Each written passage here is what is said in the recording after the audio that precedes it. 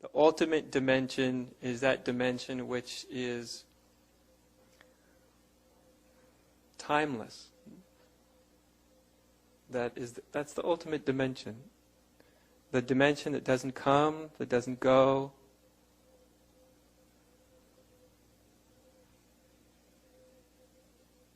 That nothing can add to and nothing can subtract from. Or in Zen we say, who you were before you were born. That's the ultimate dimension. There are many dimensions of our existence.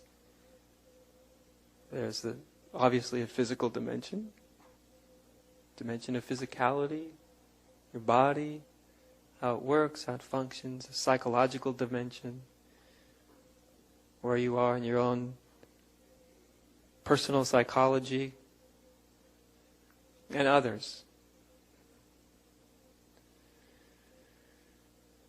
But what brings us together in satsang is really fundamentally the ultimate dimension. All other dimensions of our experience, of our being, are connected to, have their ground, have their origin, and their sustenance in the ultimate dimension of being.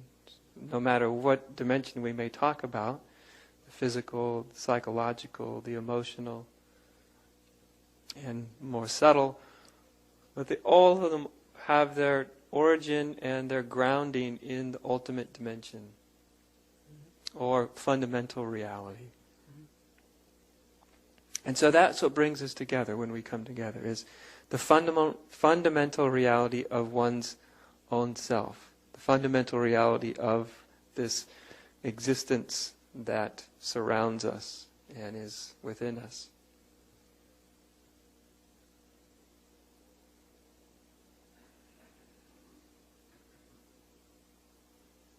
And until we become grounded in the ultimate dimension of our being, there's always going to be a search for something.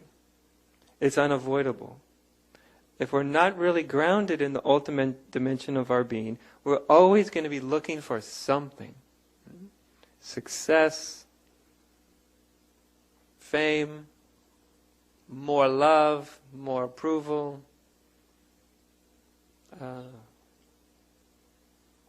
more enjoyment, more intoxication, more something, more peace.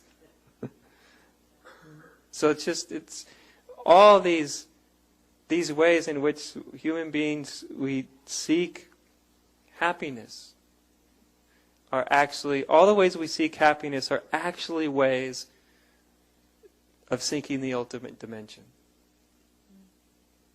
Many of the ways we seek happiness and therefore the ultimate dimension is very distorted. But nonetheless, seeking for happiness, seeking for peace is the ultimate dimension, and within you, seeking for itself, coming back to itself.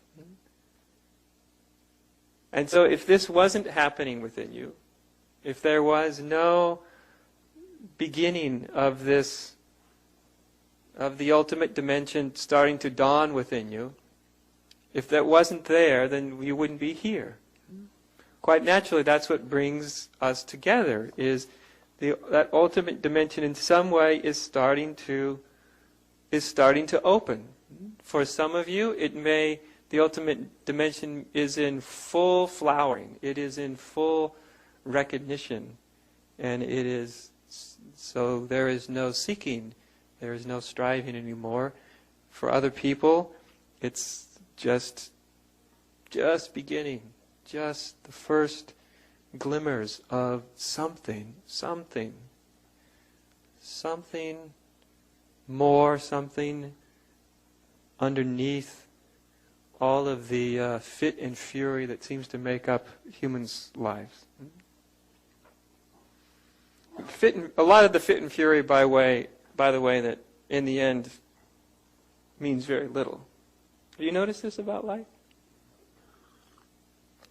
All these very, very important events and problems and situations, and you're very certain that none of them will ever be solved. Just wait a year. 8 out of 10 of them won't be there anymore. But there'll be 8 more that tend to take their place.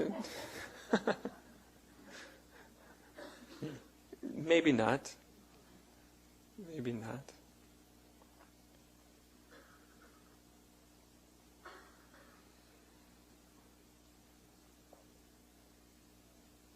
All of the true spiritual disciplines, the true spiritual disciplines, the true spiritual ways of pointing to the ultimate dimension, they're all actually there to help open one's eyes, to open our eyes, to open our experience to this ultimate dimension of experience.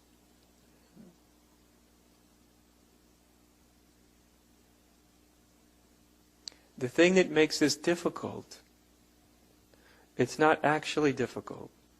It's not in truth difficult. To wake up spiritually is not in truth a difficult thing. The ultimate dimension itself is really not hidden because it's the whole groundwork of one's entire existence. So it's not that it's difficult, it's not that it's hidden, it's that in most human beings there is so much noise that's trying to solve itself. Do you know what I mean by noise? Trying to solve. If you've had noise within yourself trying to solve itself? Mm-hmm. Yeah, if we just take away all the names and you just realize it's just noise trying to not be so noisy. Right? Or noise trying to win over other noise. Or noise wanting recognition, or noise wanting understanding, or noise wanting to not be noisy, or it's just noise though. Static. And sadly, most human beings are completely caught up in static, right? In noise. And of course, we're all hooked together. The noise seems very, very important. If it didn't seem important, then it would be all very easy, wouldn't it? You'd just realize it's static, it's noise, and you'd put your attention elsewhere, and that would be that. But of course, in human beings, the noise that's within them, it knows how to get your attention. It knows how to keep one occupied with more noise. And so instead of paying attention to what's not noise, which is the ultimate dimension, that which is not noisy.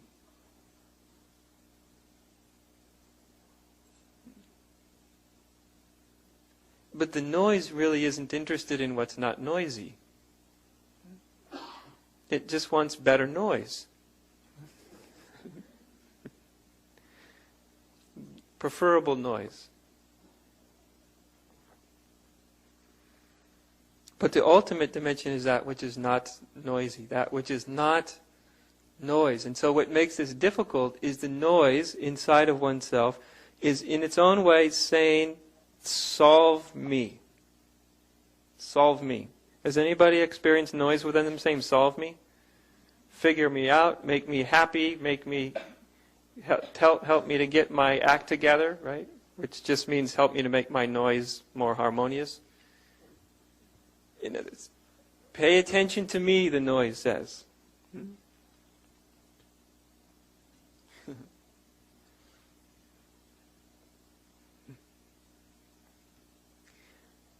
However, as I said, no one would be here in a room like this. You wouldn't be here if the noise was being completely successful. If it was being totally successful at distracting you, there's no way you would be here. You would be somewhere where there was more noise. Or where noise was worshipped.